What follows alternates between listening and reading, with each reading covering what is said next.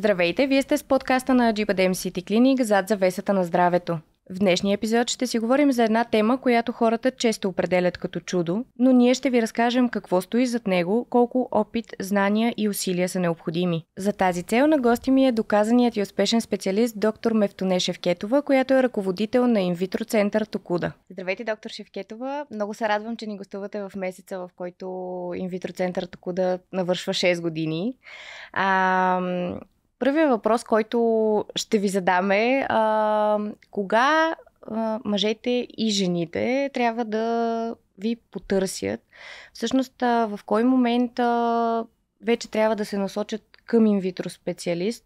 Има много мнения по темата, но ако трябва да ориентираме хората все пак в кой момент вече най-вероятно се касае за проблем и съответно ще им е необходима вашата помощ, кога е той? Първо благодаря за поздравленията. Център наистина стана на 6 години. Времето лети. Ние не усетихме кога отворихме врати, кога сключихме договор с фонда и кога излетяха цели 6 години. Сега, наистина са много разнопосочни мненията, кога трябва да се потърси специализирана помощ. Като цяло, когато една двойка започне да прави опити, говорим за редовен полов живот и бременността не настъпва. Ако жената в двойката е по 34 годишна възраст, срокът е 1 година. А ако жената е над 34 годишна възраст, срокът е 6 месеца. Но лично аз какво бих посъветвала младите хора? Бих ги посъветвала да не изчакват момента, в който вече са създали семейство и вече са започнали да правят някакви опити. Разбира се, тогава, ако този момент е настъпил, ако дадена двойка вече е решила да създава семейство и бременността не настъпва в рамките на 6 месеца, съответно 1 година, тя трябва да потърси медицинска помощ. Но ако мъжът и жената са започнали да правят рано профилактични прегледи, е много вероятно да не се сблъскат с този проблем. Какво имам предвид? Знаеме, че всички сме чували за задължителните профилактични прегледи в България. За съжаление, отивайки на профилактичен преглед, никой не гарантира на един млад мъж или на една млада жена, че те ще бъдат проверени за яйчников резерв, съответно за спермограма. Ако един мъж или жена, които вече са в една репродуктивна възраст, те правят редовно профилактични прегледи. Т.е. всяка година те посещават акушер-гинеколог, съответно мъжете посещават уролог. Те бъдат проверявани и за репродуктивно здраве. Това би им спестило много големи главоболия след това. Говориме за проверка на яйчниковия резерв при жените и говориме за проверка на спермограмата при мъжете в репродуктивна възраст. Тоест, ако някак си изпревариме времето, изпревариме момента, в който вече сме решили да създаваме семейство и сме проверили нашето репродуктивно здраве в един по-ранен момент, много често ние няма да се сблъскваме с проблемите при забременяване, защото вече ще сме ги профилактирали, вече ще сме хванали проблемите в много по-ранен етап и всъщност няма да се говори за репродуктивни проблеми. В този смисъл, в здравния сектор се говори изключително много за това, че всяко едно заболяване в повечето случаи, когато се открие в ранен етап, е много по-лесно да се справиш с него. В този смисъл има ли много състояния, които, да кажем, може, установявайки се по-рано, всъщност да бъдат отстранени, да кажем, или съответно поне да бъдат положени усилия в посока на това те да не възпрепятстват бременността в последствие и при мъжете и при жените? Абсолютно има такива състояния и затова и толкова наблягаме на профилактиката. Стига тя да се прави адекватно и да се прави в случаите, когато наистина има нужда от такава. Има състояние в медицината, в репродуктивната медицина, които ако се хванат на по-ранен етап, те биха могли да се предотвратят. Има състояния, които няма как да предотвратиме, за съжаление, но пък ако те се хванат на по-ранен етап, има как да ги заобиколиме, грубо казано. Тоест, за какво става въпрос? Ако при една млада жена лекуващият лекар забележи, че има тенденция за спадане на яйчниковия резерв и тази жена примерно е на 22 години, още не си мисли за брак, за бременност, бременност и така нататък, на нея може да й се предложи да замрази яйцеклетки, за да може на един по-късен етап, когато тя вече е срещнала мъжа, когато вече са решили, че искат бебе, да могат да се използват тези яйцеклетки. А не да се окаже, че на 30 години жената вече е с преждевременно изчерпан яйчников резерв и при нея единствената опция за дете е с донорска яйцеклетка. Тоест това са неща, които ако наистина се хванат на по-ранен етап, биха спестили много главоболие и на мъжа и на жената. Понякога много се фокусираме върху женската част в двойката. Не пренебрегваме мъжете, разбира се, но някакси витае в обществото това схващане, че проблемите с забременяването в по-голяма част са свързани с някакъв проблем при жената. Абсолютно същото важи и за мъжа в двойката. Има състояния при мъжете, при които се отразяват върху тяхната сперматогенеза, отразяват се върху правилното развитие на тестисите. Ако тези проблеми, ако тези процеси се хванат в един по-ранен етап, същото важи и за тях. Мъжа може да си замрази сперматозоиди, които в един по-късен етап да се използват. Или да се предотвратят осложнения от заболявания, които на по-късен етап могат да дадат стерилитет, така необичаната от мен дума. Така че да, има много състояния. Нали? Ендометриозата, тихите възпалителни осложнения, защото и при мъжа, и при жената има възпалителни осложнения, възпаления, които не дават абсолютно никакви оплаквания. Тоест, жената си води един нормален живот, няма никакви оплаквания, чувства се добре. Съответно, правят се някакви микробиологии от дъжд на вятър, които в 99% от случаите най-вероятно ще дадат негативен резултат, но това не означава, че има инфекции от рода на хламидията, микоплазмата, уреоплазмата, папилома вируси, които всъщност не дават абсолютно никакви симптоми, абсолютно никакви оплаквания, но ако останат нелечими, в един бъдещ момент могат да предизвикват сраствания в коремната кухина, които в по-голямата част от случаите се отразяват върху маточните тръби, а веднъж запушат ли се маточните тръби, за съжаление, ние няма как да очакваме една нормална бременност и отново отиваме и на инвитро процедура. Докато ако тези полово преносими заболявания се установят на по-ранен етап, те могат да се лекуват, могат да се предотвратят осложненията, които могат да дадат и съответно да не се стига до среща с репродуктивен специалист. В тази посока необходимо ли е да добавим нещо допълнително, да кажем, в профилактиката си, защото в повечето случаи при жените, когато отидат на АГ преглед, се прави цитона маска на, да кажем, една година. Всъщност и това е. Микробиология, така, ако и пациентката прецени, може би в повечето случаи. Необходимо ли е да се правят допълнителни изследвания или има други индикации, по които самите специалисти могат да разберат и да насочат съответно пациентите? Има индикации, които могат да насочат лекара, но за да бъде на 100% сигурна профилактиката, е по-добре да се направят 3 хормона, които дават на 100% информация какъв е яйчниковия резерв на жената, дали тя има тенденция вече за изчерпване на яйчниковия резерв. Хормоналните изследвания, всички знаем, са лесни за установяване, за изследване. Взима се кръв от жената и естествено те трябва да бъдат паралелно с ултразвуков преглед, който пък дава информация за антралните фоликули. Това е резерва на яйчниците.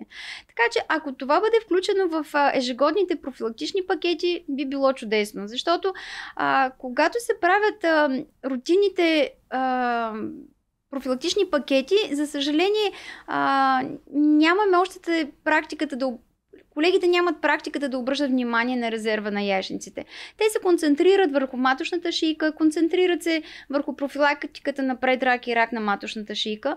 Разбира се, че са важни, но пък за един млад човек също е важно да знае да си свири биологичния часовник, да знае колко всъщност време има още да изчаква или вече има някакъв проблем, който да се отстрани своевременно. Казахте, че в обществото има едно наложено, даже бих казала твърдение, че проблемите са по-често при жените. Може би се дължи на това, че пък жените са посочвани като по-отговорни към себе си, т.е. по-често виждаме жени, които ходят на профилактика, отколкото обратното при мъжете. Но в вашата специалност, кои са по-честия пол всъщност кой е с така проблеми, които установявате? Не може да се отграничи наистина. И аз не обичам как да кажа, да хвърлям вината върху един или другия в двойката, защото е много деликатно. Мъжете са супер деликатни и при тях трябва много внимателно да се поднася информацията, да се поднесе проблема. Искам да ви кажа, че за мъжа е много трудно дори да приеме идеята, че той трябва да се направи спермограма. Нали, това не му предизвиква никаква болка, не му взимат кръв, но самата мисъл, че той трябва да направи спермограма, за него е шокова. Понякога сме изчаквали месеци, за да може мъжа да озрее, нали, с мисълта, че трябва да се изследва спермограмата. Поравно са процентите, бих казала, защото много често ми се случва, идва двойка млада, опитват от няколко месеца или няколко години и нали, те са сигурни, примерно, че нещо в жената ще има, някакъв проблем ще има там в жената и в един момент мъжа, примерно, е на 34 годишна възраст, никакви хронични заболявания и в един момент ние правиме спермограма и няма нито един сперматозоид. И това за него е, нали, адски шок. Как, нали, това не може да се случи при мен, аз съм млад мъж, ям здравословно, спортувам, нали, как се е случило. Нали, това са неща, по които ние няма как да предугадим, няма как да се сетиме, че нещо при мъжа ще има. И наистина поравно са. Не бих казала, че наклонява везната към мъжете или към жените в двойката. Разбира се, да не забравяме и тази категория пациенти, при които пък не се установява проблем. Нали? Понякога има двойки, при които и при мъжа всичко е наред, и при жената всичко е наред и в същото време няма бременност. Ние правиме инвитро процедура, отново няма бременност. Нали, това са тези случаи с неизяснен фактор, които са всъщност доста коварни, защото когато знаеш какъв е проблема, ти знаеш с какво се бориш. Като не знаеш, неизвестността е доста така трудно превземаема понякога. Могат да ти се посочат и правилните стъпки, да кажем, абсолютно, в последствие, докато предполагам, че когато не е ясна причината, е по-сложно и за вас като специалисти. Абсолютно, да. Кои са така честите проблеми, ако можем да ги категоризираме? Така най-честите проблеми при жените и при мъжете съответно. Могат ли да бъдат по-внимателни за нещо в живота си, което, да кажем, в ежедневието пропускаме, но съответно, ако бъдем насочени, бихме могли дали да изследваме, дали да обръщаме внимание на конкретна симптоматика или на нещо друго, още преди да започнем да правим опити. Сега, факторите, които имат отношение към една бременност, са много комплексни. Дали бременността ще настъпи с инвитро или спонтанна бременност, факторите, които касаят бременността, те са си еднакви. Сега, като най-често срещани причини при жените, това са запушените тръби. Тях всъщност много лесно може да ги заподозрем, защото най-често запушването на тръбите се проявява, когато имаме някакви хронични възпалителни заболявания при жената. Говоря за симптоми като по-засилено течение, много чести цистити, много чести гъбични инфекции, много чести хронични вагинити като цяло. Когато имаме такива оплаквания, нали, една жена винаги трябва да мисли за маточните тръби. Запушването на тръбите е много лесно да се установи с хистеросалпинкография. Това е така известната в обществото цветна снимка на тръбите. Друго заболяване, което често е причина за по-трудно забременяване, това е ендометриозата. Сега ендометриозата е малко коварна, т.е. при нея нямаме конкретна симптоматика, която получим ли да си кажем, ето аз имам ендометриоза, но пък много характерно за нея е болковия синдром. Т.е. момичета, жени, при които менструалният цикъл е много болезнен, половите контакти са много болезнени, винаги трябва да имате едно на ум, че тази болка може да е безобидна, но може зад нея да се крие сериозно заболяване като ендометриоза. Поликистозата, тя също много е популярна, като че ли. Да. Поликистозата е едно състояние, при което жените нямат кисти, както много често подвежда името. Това са пациентки, които се раждат с едни типични яйчници, които имат много голям потенциал, който за съжаление не се развива. Характерното за тях е, че те нямат редовна овулация, съответно нямат редовна менструация, съответно забременяването е трудно по естествен нормален път. Какво може да ни насочи на мисълта, че имаме поликистоза, ако цикъла е нередовен, ако примерно след 13-14 годишна възраст едно момиче няма редовен менструален цикъл или минава 1-2 години въобще има и цикъл веднъж в годината или 2 пъти в годината. Това е също така симптом, който да се замислят защо цикъл е нередовен, да се направи преглед при акушер-гинеколог, съответно, за да може да се диагностицира по-рано поликистозата. Сега, неприятното на поликистозата е, че нямаме лечение за нея, колкото и неприятно да звучи, но пък има как да я надхитрим, грубо казано. При такива ситуации ние стимулираме овулацията и много често бременността настъпва с нормални полови контакти, т.е. не е необходимо да се прави инсеминация, инвитро. Бременността си настъпва абсолютно по естествен път. Друго заболяване, това е наднорменото тегло. Всъщност не е заболяване, то е състояние, но за съжаление... Него го свързваме с почти всичко, с сърдечно-съдови заболявания, с онкологични заболявания, с почти всичко всъщност се оказва, че е проблем и то е съвсем нормално, защото човешкото тяло то си отмъщава понякога, особено когато не се грижиш добре за него.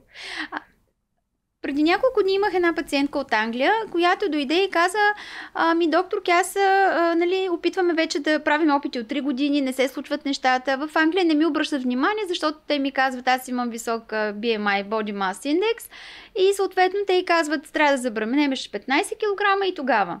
Тоест, наистина телесното тегло има голямо значение. Тук в България малко го неглижираме, малко сме по-толерантни, но то има много голямо значение, защото има отношение към цялостния хормонален баланс, освен всичките други неща, които изброих. Особено при жените. Особено при жените, да. При мъжете какво да споменем? Общо взето при мъжете трябва много да бъдат внимателни към заболявания като заушка, които имат голямо значение за правилното развитие на тестисите, на сперматогенезата. Високите температури при мъжете са много коварни и, за съжаление, понякога се отразяват върху качеството на сперматозоидите. Забравихме професиите. Нали? Общо взето всеки избира някаква професия, понякога съдбата те кара да избереш професия, защото си в такава ситуация, но има професии, които наистина са много неблагоприятни към нашата репродуктивна система, като шофьорите, например. Много често, за съжаление, шофьорите страдат от много лошо качество на сперматозоидите. Така че това са сигналите, които, нали, ако един млад човек се опита да се вслуша в тялото си, в симптомите, може на много ранен етап да усети, че нещо се случва. При мъжете забравих да спомена анаболите и наркотиците, защото напоследък много често ни се случва, идва двойка в кабинета и ти виждаш едни млади, добре сложени хора. Партньора прави спермограма, съответно няма нито един сперматозоид.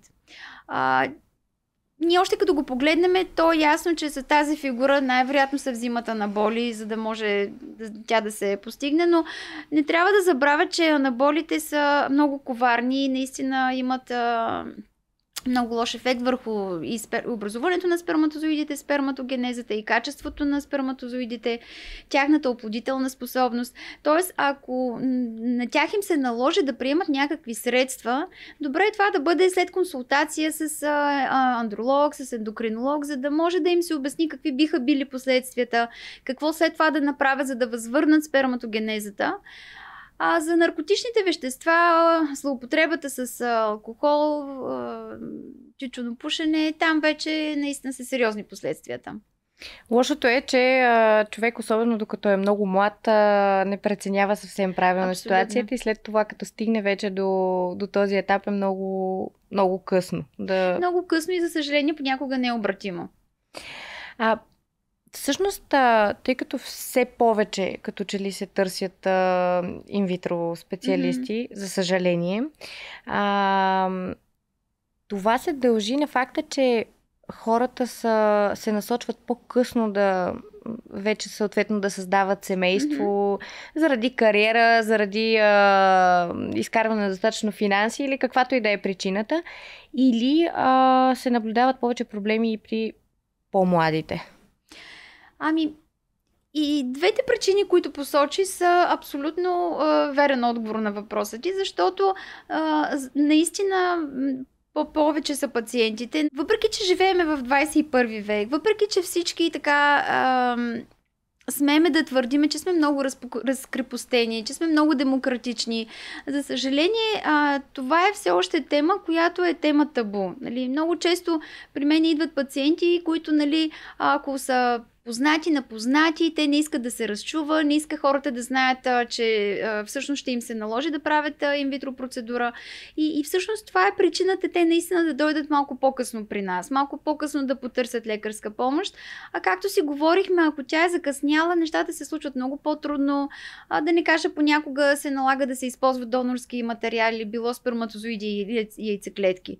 Така че колкото по-рано една двойка осъзнае, че има някакъв проблем, колкото по-рано направи консултация с репродуктивни специалисти, толкова шанса за успех е по-голям. Аз отварям една голяма скоба. Това, че дадена двойка ще направи консултация, преглед, ще потърси помощ в инвитро център, не означава, че при тях на 100% ще им бъде направена инвитро процедура. Много често забременяването настъпва по време на проследяванията, по време на изследванията, които се правят, за да се изясни проблема. Така че това, че сте в инвитро център, не означава, че на 100% на вас ще ви бъде направена инвитро процедура. Даже и ако тя се наложи, това не е нещо, което е срамно, не е нещо, което ще навреди на здравето и на мъжа и на жената. Нали, не е нещо, което по някакъв начин ще има дългосрочни последствия. Тоест не бива наистина това да бъде бариера, за да се потърси навременна лекарска помощ. И като цяло много много по са рисковите фактори, на които е подложено нашето поколение.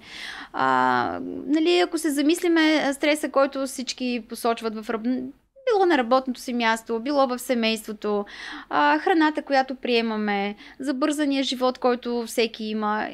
И всичко това всъщност като се натрупа, резултат е едно по-затруднено забременяване спонтанно.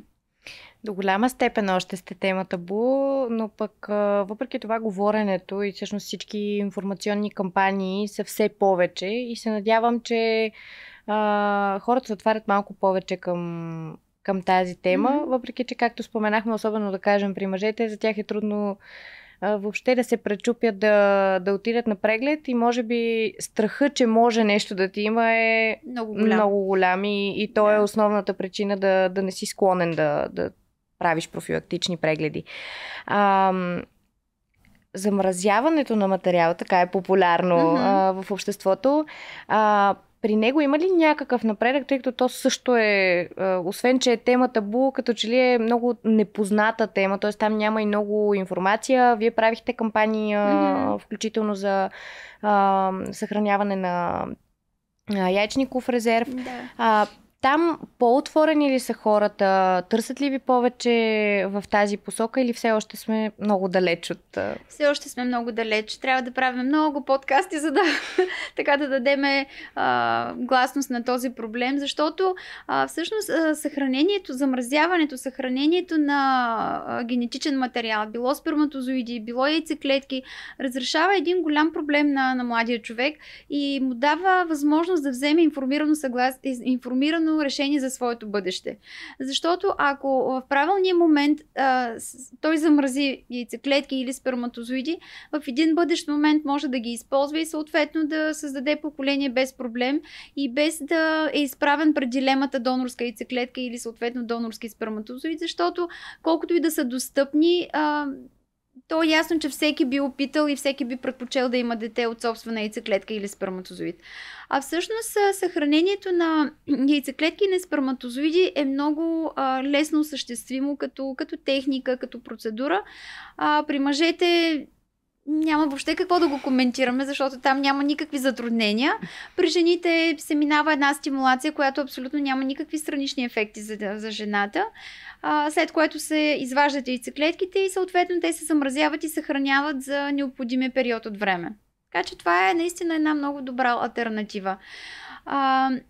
Поради липсата на такава гласност и разпространение на информацията, много млади хора страдат, защото нали, не казвам да забравяме хората, които нямат кой знае какви здравословни проблеми и всъщност са решили да създадат поколение на един по-късен етап от живота си.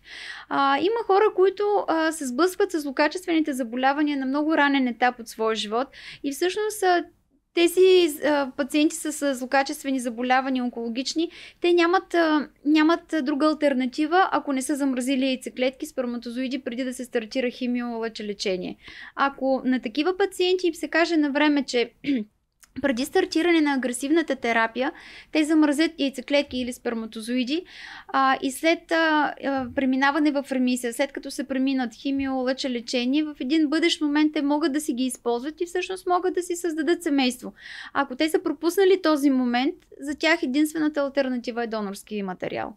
Което е много жалко, защото всъщност живееме в век на технологии и в същото време ние не се възползваме от тези технологии. Така че наистина, може би трябва да се наблегне още малко на тази гласност, за да може пациента да си вземе информирано решение. Споменахте една млада възраст в началото на разговора, 22 години, например, посочихте. Кога е добре, ако преценим в крайна сметка да пристъпим към замразяване на материал? Кога е добре? Има ли някакви рамки, в които трябва да се влезе, т.е. минимална възраст, да кажем, максимална и така нататък?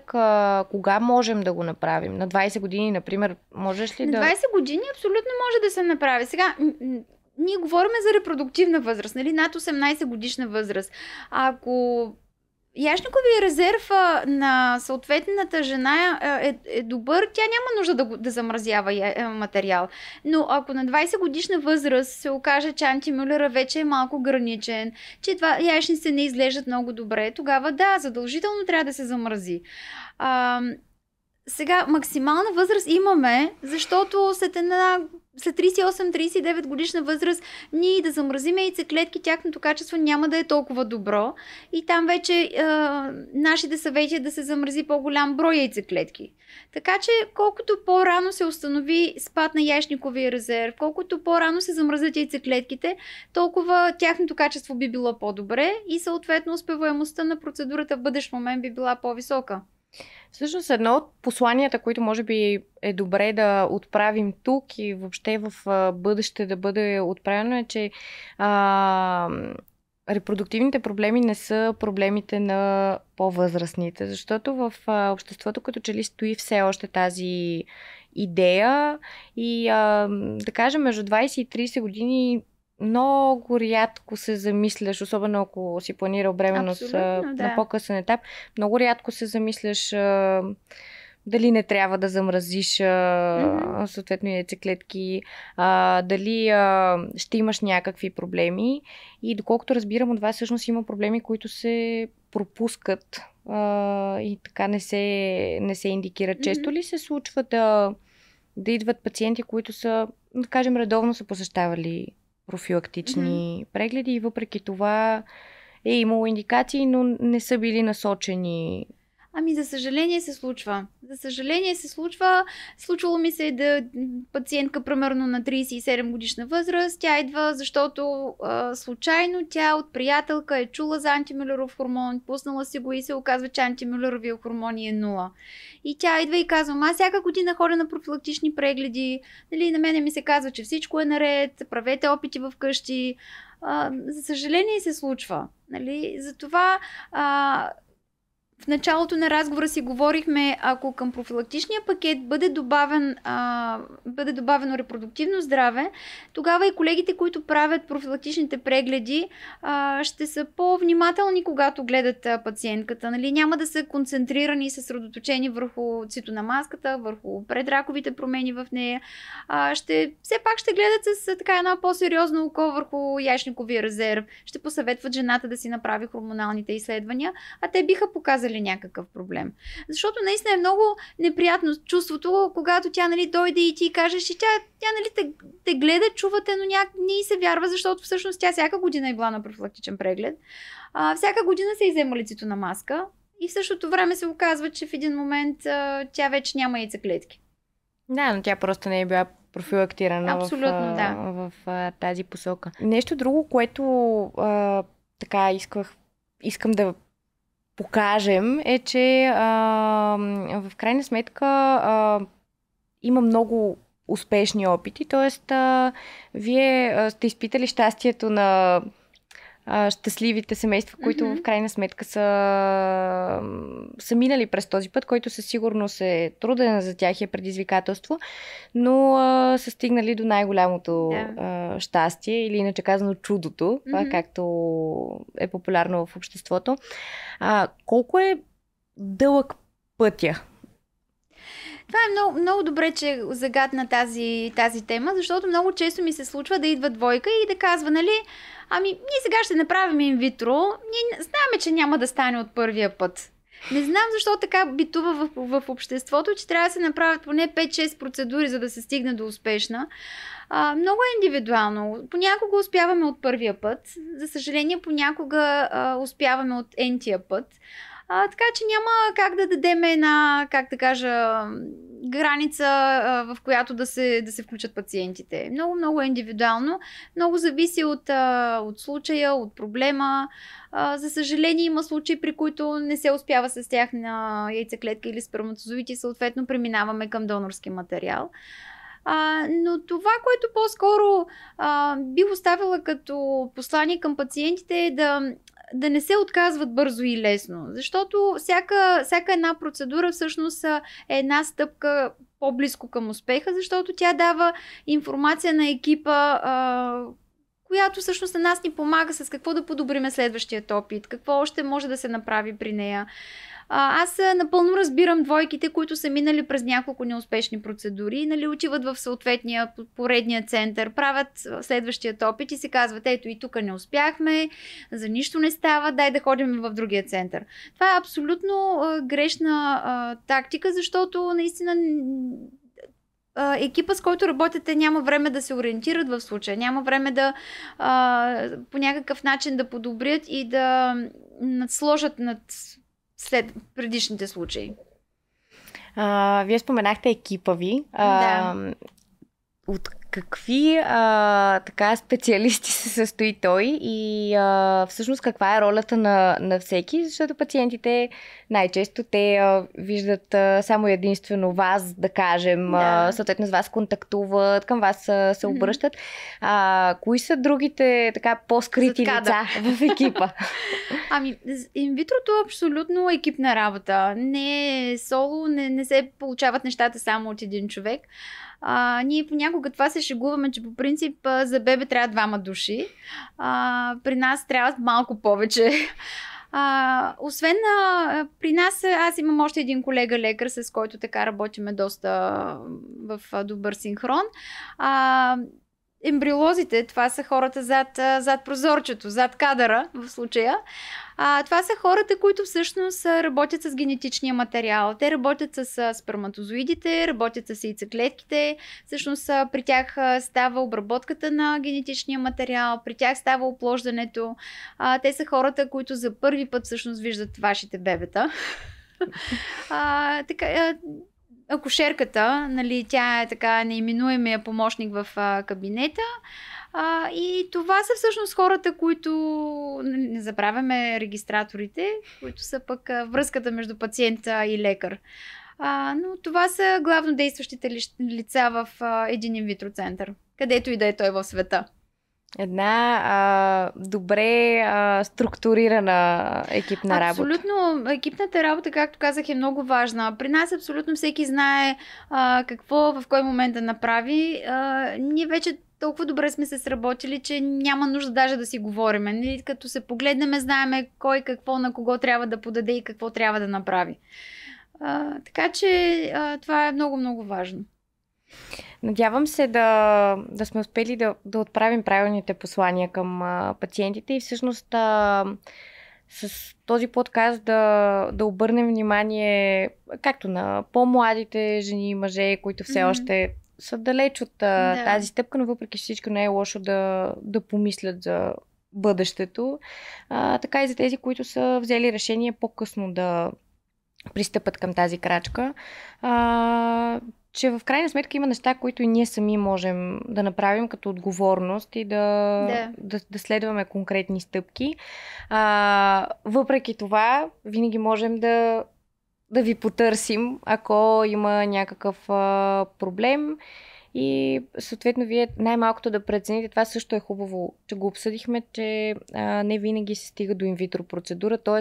не е някаква присъда. Абсолютно, да. Но даже и да е присъда, нали, да се стигне, както си казахме, не е нещо, което по някакъв начин има отражения негативни в здравето в дългосрочен план. Аз много често се шегувам с пациентите в кабинета, нали, защото те идват много притеснени. Ама сега тази стимулация, какво ще ми стане, ще напълнея ли?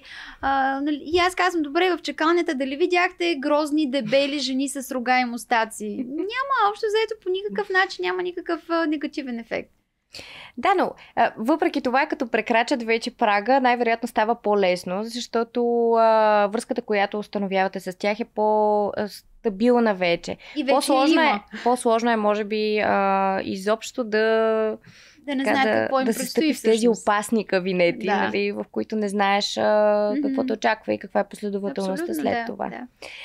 Надявам се наистина да сме били полезни. Много ви благодаря за това участие и съответно ще продължаваме все повече да говорим по тази тема, за да можем да помогнем на хората и да изградим все пак някакво по-ясно себесъзнание в тази посока.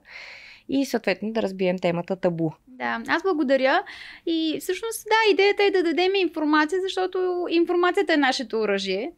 И се надявам всъщност хората да слушат с интерес и ако възникнат въпроси, да ги задават към нас, за да може ние да задоволяваме техните интереси и любопитство.